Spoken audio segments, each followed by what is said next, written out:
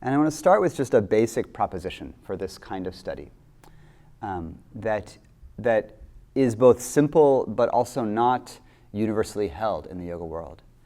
And that's the proposal that, that yoga, whatever that means, that's the first proposal, is that I'm not going to offer a definition of yoga because, as you'll see, every text that we look at, every lineage we look at, has a different idea of what this word points toward. Yoga, whatever that is always inseparable from culture.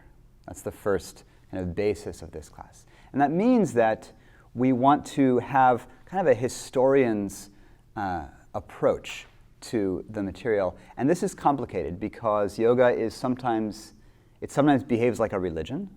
It sometimes behaves like a philosophy or a body of thought or ideas. It sometimes behaves like a system of social ethic or mores.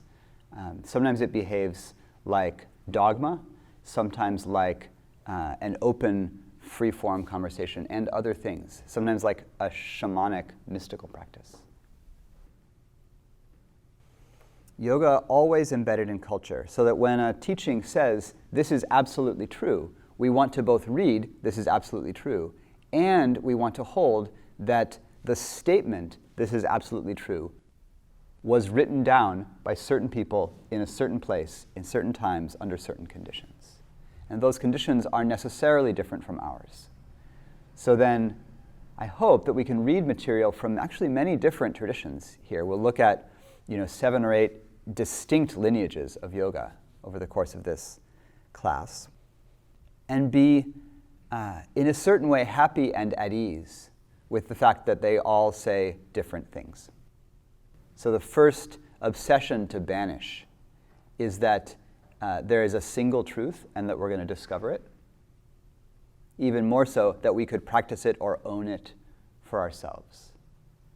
But that as yogis who have inherited through a very complex process, and we'll talk about cultural politics a little later on, who have inherited through a very complex process some connection to this tree of many branches called yoga, that it's in our interest, and in a certain way it's one of our deep responsibilities as folks interested in these teachings to study them as clearly and open-heartedly as we can, with as much respect for their origins as we can.